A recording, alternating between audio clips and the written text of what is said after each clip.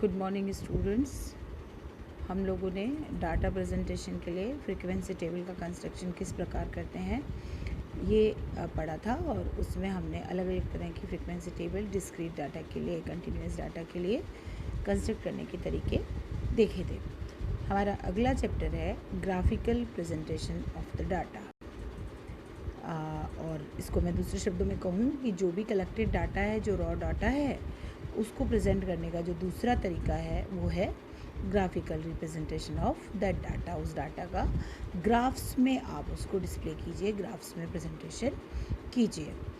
ये स्टैटिक्स का जो भी डाटा है ये या तो न्यूमेरिकल तरीके से प्रेजेंट किया जा सकता है जैसा हमने फ्रीक्वेंसी डिस्ट्रीब्यूशन में देखा, या फिर ग्राफिकल तरीके से ग्राफ्स के अंदर उसको प्रेजेंट करके उसको डिस्प्ले किया जा सकता है।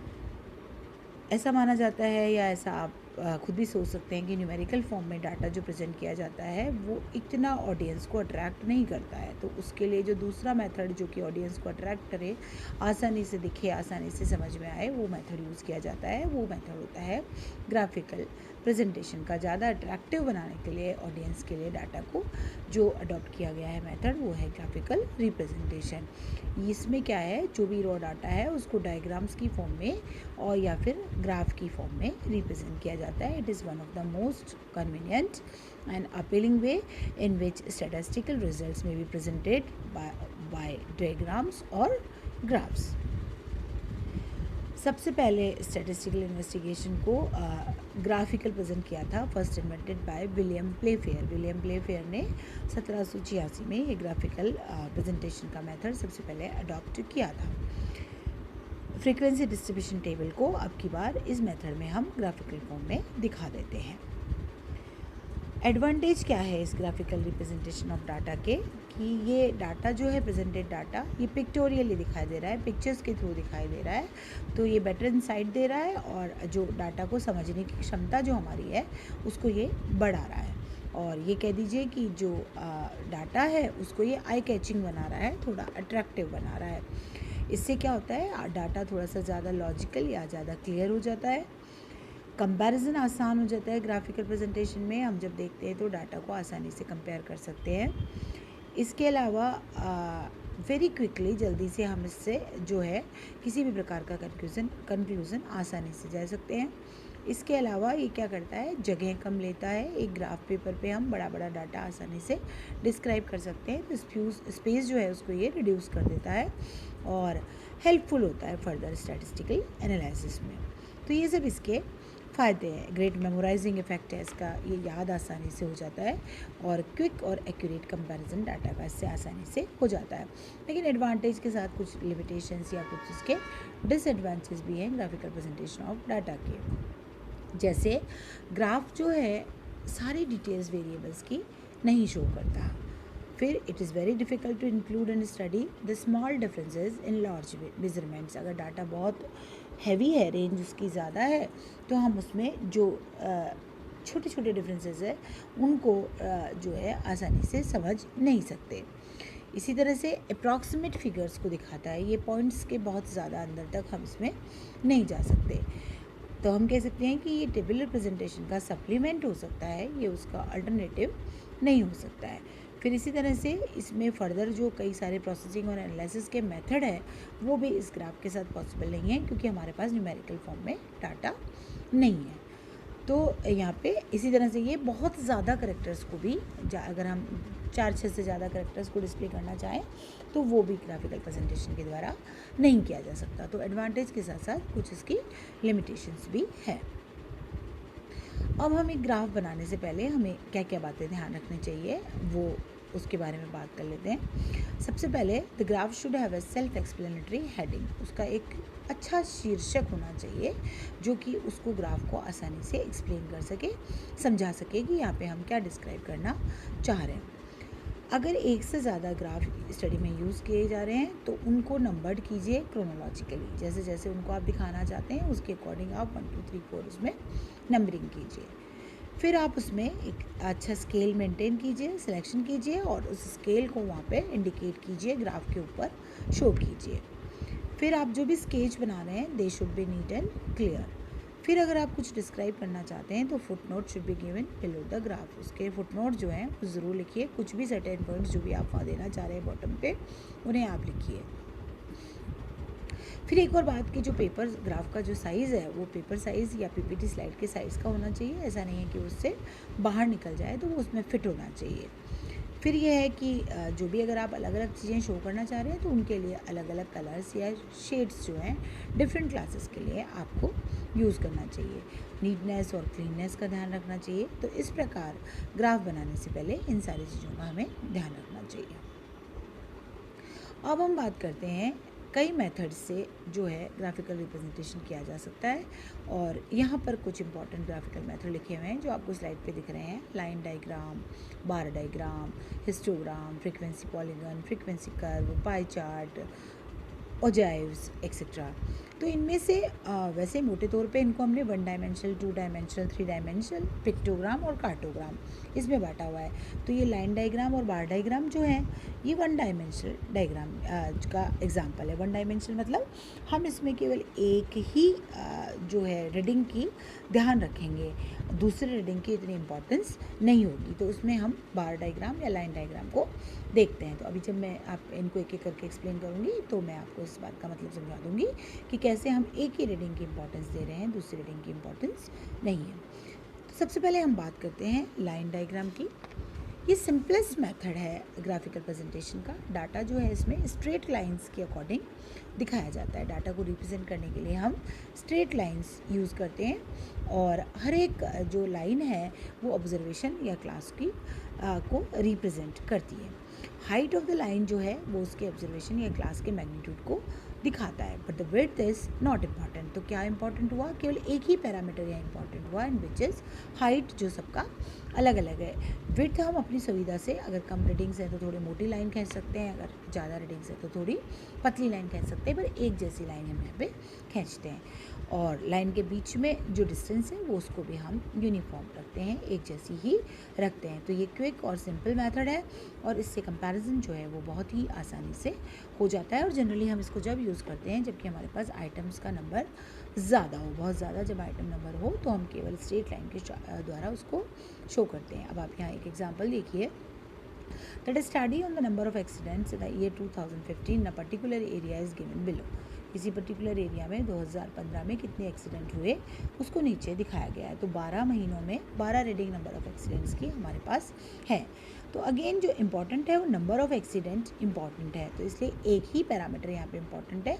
तो हमने यहाँ पे ग्राफ में 12 लाइनें खींच दी है। लाइन ग्राफ आपको दिखाई दे रहा है। जैसे पहला महीने में 21 एक्सीडेंट हुए हैं, तो हमने एक साइड एक्स एक्सिस पे मंथ्स रख लिए हैं और वाई एक्सिस पे हमने नंबर ऑफ एक्सीडेंट्स रख लिए हैं, और उसके लिए हमने एक सूटेबल स्केल मान लिया है। यहाँ पे 1 सेंटीमीटर इज इक्वल्स टू 5 माना गया है, जैसा आपको इस डायग्राम में दिखाई दे रहा है। और उसके अकॉर्डिंग हमने, जैसे पहले महीने में एक्सीडेंट का नंबर 21 है तो 20 और फिर 2 छोटे खाने काउंट करके 21 पर हमने मार्क कर दिया है। सिमिलरली सेकेंड में 27 पे हमने मार्क कर दिया है, और थर्ड में 23 पे, फोर्थ में 34 पे, और इस तरह से हमने सारे डाटा को जो है वो रिप्रेजेंट कर दिया है, और पूरे 12 महीनों में एक्सीडेंट्स का नंबर जो है वो यहाँ पे शो कर दिया है। तो इस टाइप का जो डायग्राम है वो लाइन डायग्राम कहलाता है। लाइन की चौड़ाई की यहाँ पर इम्पोर्टेंस नहीं है, केवल और केवल उसकी ऊंचाई, हाइट ही इंपॉर्टेंट है। So it is called as 1 dimensional diagram, इसलिए ये 1 डायमेंशनल डायग्राम कहलाता है। दूसरा जो एग्जाम्पल है वो है बार डायग्राम। बार डायग्राम जो है इसमें क्या है, it is also called as bar chart, इसको बार चार्ट भी कहते हैं। ये भी एक सिंपल मेथड है ग्राफिकल रिप्रेजेंटेशन का, कॉमन मेथड है, काफ़ी यूज़ किया जाता है। इसमें ग्रुप्ड डाटा को या सिंपल डाटा को भी अगर हम दिखाएं तो रेक्टेंगुलर बार्स के द्वारा दिखाया जाता है, और हर एक रेक्टेंगल जो है वो एक क्लास को, अगर ग्रुप डाटा दिखाना है तो एक क्लास को रिप्रेजेंट कर रहा होता है। अदरवाइज़ वो जो है बार डायग्राम जो है, हर एक रेक्टेंगल जो है वो आपके एक किसी पर्टिकुलर फिगर को दिखा रहा होता है। हाइट जो है बार की वो मैग्नीट्यूड के अकॉर्डिंग होती है, जैसे अभी पहले भी हम बात कर रहे थे। और बार जो ड्राइन वर्टिकली या हॉरिजॉन्टली जो भी बार खींचे जाते हैं उनके बीच में इक्वल स्पेसिंग रखी जाती है। Width of bar and the space between them are kept constant. Width भी हमने यहाँ पे कांस्टेंट रखते हैं, और उनके बीच का स्पेस भी हम यहाँ कांस्टेंट रखते हैं। अगेन यहाँ पे विड्थ केवल अट्रैक्शन के लिए है, उसकी कोई इंपॉर्टेंस नहीं है। This is also 1 dimensional diagram. Vertical bar diagram is also called as column bar chart. यहाँ पर इंडिपेंडेंट वेरिएबल्स को एक्स एक्सिस पे शो करते हैं, जो भी डिपेंडेंट वेरिएबल है उसको हम वाई एक्सिस पे शो करते हैं। जो डाटा बदल नहीं रहा है, कांस्टेंट डाटा है, वो एक्स एक्सिस पे, और जो वेरिएबल डाटा है उसको हम वाई एक्सिस पे शो करते हैं। ए बार डायग्राम को हमने 4 टाइप्स में बांटा हुआ है: सिंपल बार डायग्राम, मल्टीपल बार डायग्राम, सब divided bar diagram and percentage bar diagram. एक एक करके अब हम इनको देखते हैं। सबसे पहले simple bar diagram. Items are to be compared with respect to a single character. केवल एक सिंगल करेक्टर को ध्यान में रखते हुए आइटम्स को कंपेयर किया जाता है। Simple bar diagram may be vertical और मे बी हॉरिजॉन्टल। अब यहाँ आपके सामने लाइन की जगह हम यहाँ पे बार यूज़ कर रहे हैं, थोड़ा सा चौड़ा जो है वो यूज़ कर रहे हैं। तो अब आप देखिए, एग्जांपल देखिए। Draw simple bar diagram using the following data: years and the pass percentage. प्रत्येक साल में, हर एक साल में पास होने स्टूडेंट्स का परसेंटेज, उसके अकॉर्डिंग हमने यहाँ पे एक जो है वर्टिकल बार डायग्राम खींचा है। आप देखिए, चौड़ाई और बीच का स्पेस इक्वल रखा हुआ है। ऊंचाई वेरिएबल है, नंबर पास परसेंटेज वेरिएबल है, ईयर्स तो स्टडी है, तो वो हमने 2006, 7, 8, 9, 10, 11, 12, 13 जो भी हैं वो सारे एक्स एक्सिस पे लिख दिए हैं, और वाई एक्सिस पे हमने जो है इसका परसेंटेज के लिए पैमाना मानते हुए, स्केल मानते हुए यहाँ पे रीडिंग्स लिखी है 65, 70, 75, 80, 85, 90। मतलब हमने एक सेंटीमीटर पे 5 का डिफरेंस रखते हुए यहाँ पे स्केल लिया है। अब 2006 में पासिंग जो पास परसेंटेज है स्टूडेंट्स का वो है 75, तो हमारा यहाँ पे हमने बार की जो ऊंचाई रखी है वो 75 तक रख दी है। 7 में 79 रखी है, सिमिलरली 8 में 83 जो आपको यहाँ दिखाई दे रही है, और 9 में 86, 2010 में अगेन 85, उसके बाद 11 में 83, 12 में 87 और 13 में 89। तो इस प्रकार से जो बार डायग्राम्स है ये कंपैरिजन बहुत ही आसानी से शो यहाँ पे कर रहे हैं। ये वाला डायग्राम कहलाता है सिंपल बार डायग्राम। एक और हम देख लेते हैं, that is multiple bar diagram. जब 2 या 2 से ज़्यादा side by side bar arrange किए जाएँ, मतलब 2 कैरेक्टर्स को डिस्क्राइब किया जाए या 2 से ज़्यादा कैरेक्टर्स को डिस्क्राइब किया जाए, तो उस स्थिति में हम इसको मल्टीपल बार डायग्राम को यूज़ करते हैं। इसमें हम क्या करते हैं, ये इंटर रिलेटेड डाटा के 2 या 2 से अधिक सेट्स को रिप्रेजेंट करते हैं, या ये हम कह सकते हैं कि एक से ज़्यादा फिनोमेना हम यहाँ पे रिप्रेजेंट करते हैं। अदरवाइज़ ये भी सिंपल बार डायग्राम जैसा ही है। तो उन मल्टीपल सेट्स के वेरिएबल कंपैरिजन के लिए इम्पॉर्टेंट है। इसमें अलग अलग डाटा को शो करने के लिए, उसको डिस्टिंग्विश करने के लिए हम डिफरेंट कलर्स या डिफरेंट शेड्स यहाँ पे यूज़ कर देते हैं।